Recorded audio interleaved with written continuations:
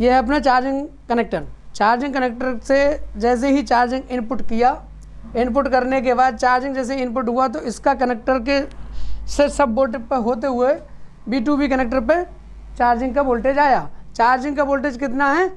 5 volt. 5 volt current जो हमारा आया 5 वोल्ट बी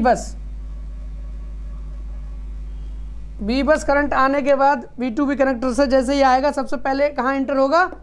OBBPIC में। OBBPIC का इनेबल फ्लैग जो किसे दर्शाएगा? GPIO पार्टीशन यानी कि CPU को। CPU से जैसे इनेबल मिलेगा तो इसको 1.8 वोल्टेज कहाँ से मिलेगा? PM से जैसे ही मिलेगा तो इसको क्या होगा? ये आउटपुट अपना देना चालू करेगा। तो आउटपुट जब इनपुट होगा इसके अंदर किसमें? PMI यानी कि चार्जिंग IC में। चार्जिंग IC में जैसे ही इनपुट होगा, इनपुट होने के बाद सबसे पहला वोल्टेज बनेगा MID वोल्टेज कितना बनेगा? जितना के B बस का होगा, यानी कि 5 वोल्ट। तो सेम यहाँ पे 5 वोल्ट मिलेगा। अगर यहाँ 5 वोल्ट आपको नहीं मिलता है तो आपका मतलब है कि चार्जिंग IC खराब है, तो हमें चार्जिंग IC चेंज करनी पड़ेगी। हो सकता है चार्जिंग IC चेंज करने से पहले अपने को देखना है कि यहाँ पे PMID का कैप शॉर्ट तो नहीं है। तो सबसे पहले चेक करना है कि कैप अगर शॉर्ट है तो यहाँ पे PMID बनेगा ही नहीं। तो बनेगा नहीं तो PMID नहीं बनेगा तो BPH बनेगा ही नहीं। तो सबसे पहले हमें क्या चेक करना है? PMID चेक करने के बाद जैसे ही PMID बनना चालू हो गया तो PMID बनने के बाद तुरंत हमें क्या चेक करना होगा? बूट कैपेसिटर के एक साइड में कितना वोल्टेज आएगा? 8 वोल्ट। दूसरी साइड में कितना आएगा? BPH जितना कि BPH हो, BPH का वेरिएशन जितना भी होगा उतना वोल्टेज हमें कैप के दूसरी साइड में मिलेगा। अगर हमारा यहाँ से बूट कैप नहीं हो तो क्या चार्जिंग काम करेगा? नहीं करेगा, क्योंकि उसको बूट नहीं मिलेगा। जब तक नहीं होगा तो स्विचिंग का वोल्टेज जो होगा यहाँ पे लो हो जाएगा। यहाँ पे BPH कितना बनना चालू हो जाएगा, यानी कि जितना कि बनना चाहिए उससे की हाफ हो जाएगा लगभग। BPH का वोल्टेज आएगा मगर हाफ। तो बूट कैप बहुत इंपॉर्टेंट है, बूट कैप को भी चेक करना पड़ेगा। तो बूट कैप लगा कैसे है? पैरेलल या सीरीज? तो यहाँ लगा है बूट कैप सीरीज में। तो बूट कैप जैसे ही होगा तो उसके बाद में एक यानी कि चार्जिंग को बूस्ट करने के लिए चार्जिंग हो रही है तो यहाँ से स्विचिंग होना चालू हुई। तो चार्जिंग स्विचिंग होने के बाद जस्ट यहाँ पर क्या बना? BPH। अब ये बहुत पावरली BPH बना, जो बढ़िया BPH है। तो उसके अंदर से जस्ट एक एंटर हुई लाइन BPH पावर। तो BPH पावर ये किस काम के लिए एंटर हुई? यहाँ से रिफंड क्या होगा? चार्जिंग के अंदर इंडिकेटर सर्किट और LDO IC लगी हुई हैं, उससे क्या होगा? डायरेक्ट क्या होगा? चार्ज आउट होने के लिए। जब चार्ज आउट होगा तो चार्ज आउट होने के लिए जाएगा, तो चार्ज आउट होने से पहले जैसे ही वहाँ पर करंट पहुँचेगा तो उससे पहले चेक होगा क्या? ID कि भाई वहाँ पर बैटरी लगी है या नहीं। तो बैटरी लगी है या नहीं क्या चेक बताएगा? ID। तो ID बताएगा कि बैटरी लगी है। उसके बाद क्या होगा? उससे करंट सेंस होगा उसका कि करंट सेंस कम है या माइनस है, यानी कि करंट उसके अंदर कितना है, कितने एम्पियर से उसे चार्ज करना पड़ेगा। तो चार्ज होने के लिए यहाँ पे कौन सी चीज? अगर यहाँ से शंट शॉर्ट हो जाए, शंट ओपन हो जाए तो क्या चार्जिंग का यहाँ पे एम्पियर शो करेगा? चार्ज होगा? नहीं होगा। तो क्यों नहीं होगा? क्योंकि शंट किस में लगा है? सीरीज में। तो उसके एक साइड से करंट सेंस माइनस हो रहा है, जिस साइड से चार्ज आउट होगा सबसे पहले उस पिन से करंट सेंस माइनस हो रहा है। तो दूसरी सेंस जो 61 की पिन नंबर है वो करंट सेंस प्लस हो रहा है, यानी कि बैटरी की साइड में कितना करंट है। तो इससे दोनों के एम्पियर वोल्टेज यहाँ पर पता लगेंगे कि एम्पियर का कितना देना है। तो जैसे ही चार्ज आउट होना चालू हुआ, चार्ज आउट होने के बाद जैसे उन्हें ID से चेक कर लिया कि बैटरी वहाँ पे लगी हुई है कि वोल्टेज को चार्ज किया जाए। अब चार्ज होने के जस्ट बाद में जैसे ही चार्जिंग के लिए वो एम्पियर जनरेट करेगा तो अब उसको चेक करना पड़ेगा कि चार्जर कस्टमर ने कौन सा लगाया है। तो चार्जिंग लगाया कौन सा है, यानी कि बूस्ट कैप चार्ज लगाया गया है जिससे कि हाई एम्पियर जो फास्ट चार्जिंग होता है वो, या लोकल लगाया गया है, या लगाया गया है PC में। तो देता है कि ना OTG लगाते हैं तो OTG में देता है कि भैया ये फाइल खुलेगी, इसको ओपन करो। तो वो कहाँ से चेक होता है? DPDM से। तो DPDM कैसे वर्क करता है इस सेक्शन के लिए कि उसको कैसे पता लगता है कि चार्जिंग फास्ट है या कैसा है लोकल। तो जैसे ही DP अगर मान लो एक लाइन से यहाँ पर वोल्टेज आया, एक लाइन से इनपुट वोल्टेज आएगा, इनपुट आने के बाद जैसे इनपुट आया तो यहाँ पर कोई लाइन में वेरिएशन वगैरह कुछ नहीं है। तो ये लाइन अगर शॉर्ट पड़ी होगी तो हमारा बूस्ट चार्जिंग नहीं होगा।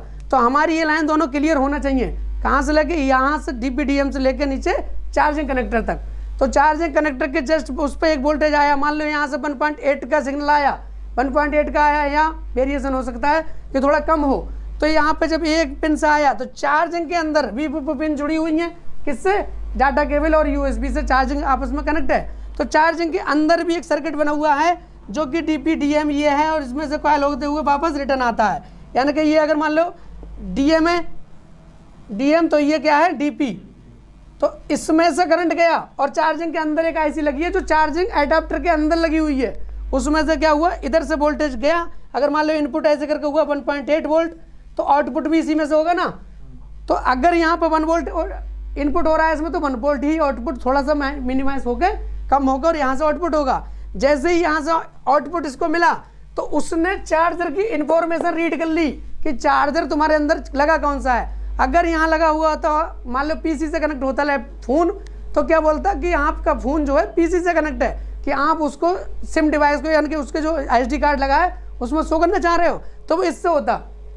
अब इसमें नॉर्मल होता, अगर यहाँ नॉर्मल चार्जिंग लगाते तो ये कॉइल उसके अंदर नहीं होती है, ये जो सर्किट है उसके अंदर बना हुआ नहीं होता है। जब ये सर्किट ओपन मिलता है उसको तो पता लगता है कि भैया चार्जिंग जो है वो नॉर्मल लगा हुआ है।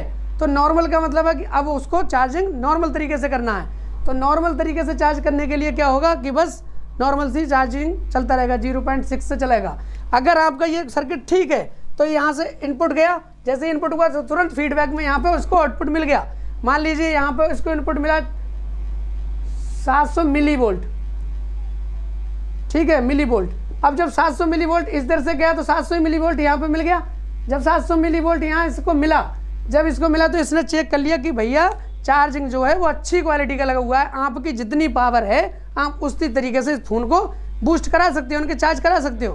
तो अब अगर यहाँ बूस्ट ऐसी लगी होती तो वो उससे 9 वोल्ट का भी करंट इनपुट करती, मगर यहाँ क्या लगी है? एक चार्जिंग नॉर्मल चार्जिंग ऐसी लगी है जो कि फ़ोन को अच्छी तरीके से चार्ज कर सके। बस फास्ट चार्जिंग सर्किट ये नहीं है।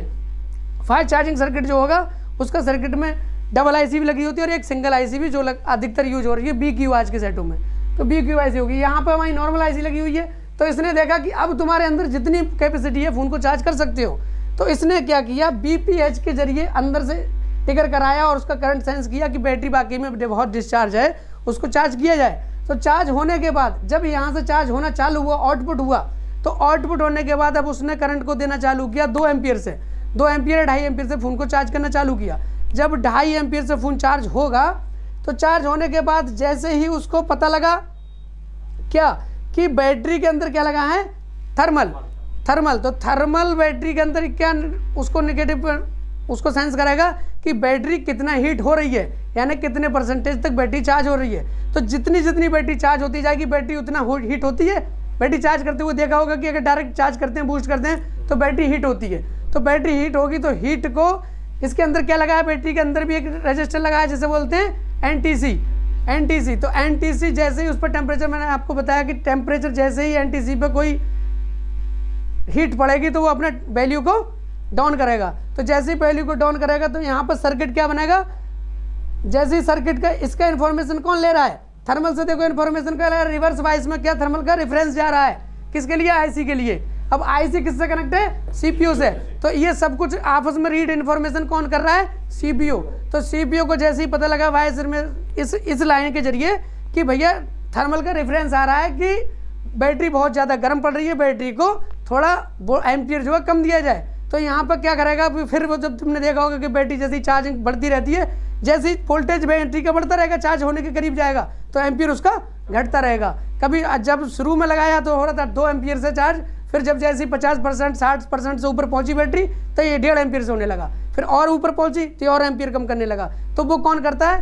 रेफरेंस, थर्मल का रेफरेंस देता रहता है कि भैया बैटरी को इतना चार्ज करना चालू करो। यहाँ से इसकी इन्फॉर्मेशन कौन रीड कर रहा है?